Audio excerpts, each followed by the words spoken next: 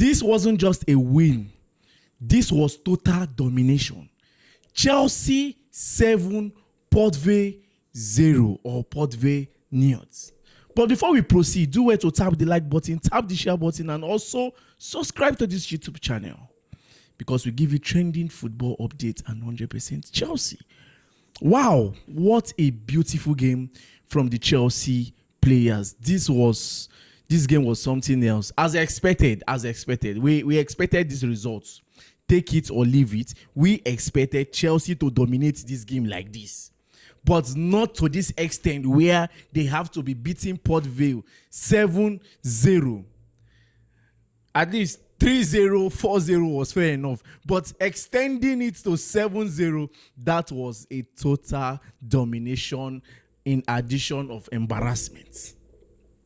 Because at this point, there was no consolation goal from Port Vale. Had it been Port Vale had a chance to get a goal, if they got a consolation goal, I believe their fans would have at least gone home with that and celebrated that at least they came to London and their ticket did not go in vain. They managed to get a goal against a top side in the Premier League, a top Premier League side, you understand? But even at that, I will not say I'm not really convinced, but can they repeat the same thing against Man City in the Premier League? Can they do this in the Premier League?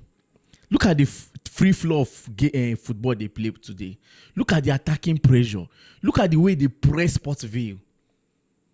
Look at the way they didn't even allow Port Vale to even play their kind of football. They did not even give them that space. Chelsea was pressing from the first minute down to the 90th minute. Chelsea was pressing. And kudos to their defense, irrespective of the fact that they conceded 7 goals. But kudos to their defense. Because it would have been more than that. And also kudos to Jorehato. He scored around 64 seconds, if I'm not mistaken. That was a fast goal. 64 seconds. Kudos to João Pedro. And also, they also scored an own goal. That chance that Kopama slide, it was an own goal on one of their players called Gabriel. So kudos to Kopama for making that attempt to result to an own goal. And also kudos to Tosin. Kudos to Andre Santos. And also kudos to Estavao. I knew that goal was going to stand. I knew that the goal was going to stand. That was why even when the linesman blew the offside, raised his flag saying that it's an offside goal, I said that they have to check this thing.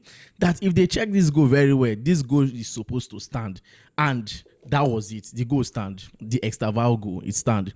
And also beautiful penalty shot. This thing kicked by Garnacho.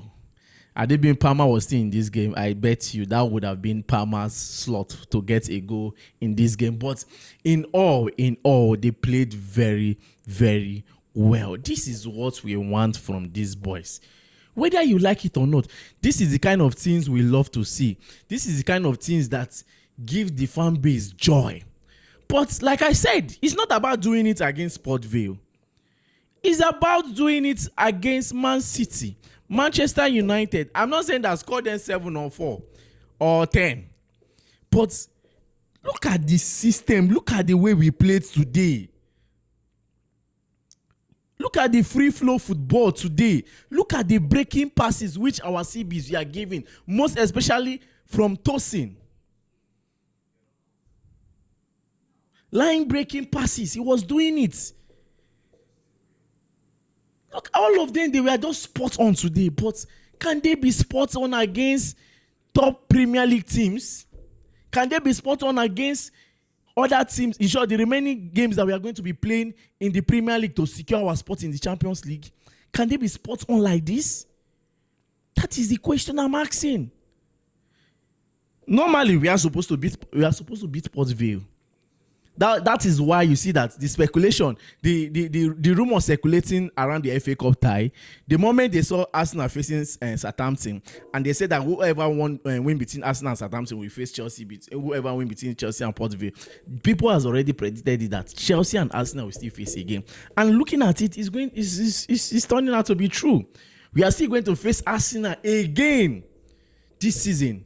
If we are going to face Arsenal, that would be the fifth time, because we played them home and away in the Premier League. We played them home and away in the Carabao Cup. It will be the fifth time. But Arsenal has not played their own game. They will be playing very soon. So I can't really conclude on them that, okay, they will win Southampton, because they are going to be traveling to Southampton to play this game against Southampton. I know it's not going to be easy, but anyhow, it's very obvious they will win their game. But come to think of it, Chelsea was fantastic today. I like I said, I love the coordination. I know some people say, after saying all this, you will not give credit to the coach. Well done to the PE teacher. He did very well. But I will not tell you that I'm convinced. No. It's normally we are supposed to beat Sport V. On a fundamental level, we are supposed to beat Port Vale. It's not negotiable. Liam Rosnell knows that he knows that he cannot lose to Port Vale. He knows that. So we are supposed to beat Port Vale. That one is certain. That one is sealed. It's not something that is negotiable. Do you understand? So it was a very interesting game. Starting from the defense, I love the contribution of Malo Gusto. Gusto was fully. In short, I don't even know who they will give man of the match, because everybody was just up and doing.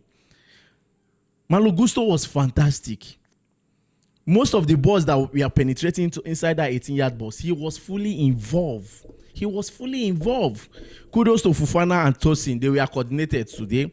At least kudos to Robert Sanchez. A clean sheet has been kept today. That's a very good one. It has been long. I saw Chelsea keeping a clean sheet. I can't remember when last Chelsea kept a clean sheet. I can't remember. And also kudos to Jore Hato. That first goal, being at that spot, at that position, at the right time. That was a fantastic one from him, Jore Hato. He was also coordinated in that position too. And coming to the midfield, Andre Santos and Romeo Lavia. At some point, I was scared when Lavia went down to the ground and the meds came in to come and check on him. I was like, I hope this guy is not about to go on another injury again. After this, I was just like, please, no, we don't need this. And luckily, he stood on his feet and he came back to the game. So he did very well. I love the connection between him and Andre Santos, and the coordination, allowing Palmer to take the game and doing his thing. Palmer was also there. And also, Estavo Williams. If you watch in the first half, I feel he was not really comfortable playing at the left position. It's not that he did not play it, but he was not really comfortable. Coupled with the fact that the player that was playing at the right wing back of the Port Vale was really giving him tough time. And at some point in the first half, if you see, sometimes he tend to drift to the right. Even Pedro Neto, I was not really that impressed with Neto, but anyhow, the whole team played well. It will also cover him, but I was not really impressed. Apart from that shot he gave, I was not really impressed. But anyhow, he made an assist. The crossing he gave to, was it him that gave that crossing? Abi, this guy, what's his name? Malo Gusto? Okay. I guess it's Gusto that gave that crossing. Or maybe Pedro. I can't remember who gave that crossing to Tosin. Is it Pedro Neto? I can't remember. But anyhow, Neto tried, but it was not that awesome like that. But why I say that it was not that awesome, if you watch Estevao playing at that right wing position in the second half, you will know that Pedro Neto was somehow limiting himself in the game. Because the moment Estevao started playing from that right flank, you can see the driving force. You can see the pressure he was giving to that guy, the left wing back of Port Vale. He was pressing that guy hard, and you can see the passes. You can see the connection between him and Malo Gusto. It was awesome. You understand? So all around, they all did very well. I will not tell you that nobody. Brilliant goal by João Pedro. That was fantastic. In short, they all did very, very well. Fantastically well. They all did well. This is what you are saying. We can't see, the truth about the matter is that if the players are doing well, if the club is in order, it's not that team don't lose. Team normally lose. Club lose games. Team lose games. But it depends on the manner and the number of games the team lose.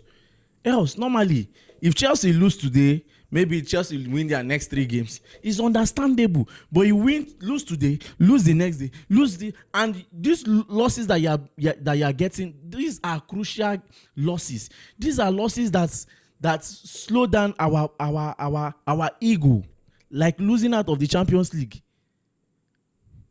making us less of a world champions, making us not spit at that world champions.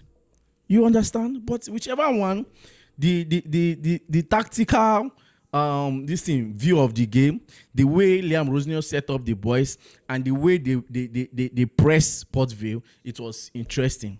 I love the tactical masterclass from him against Port Vale. But can he still use this tactical masterclass against Man City, against Manchester United, against other Premier League games that will be coming up, so that we can secure our space in the Champions League?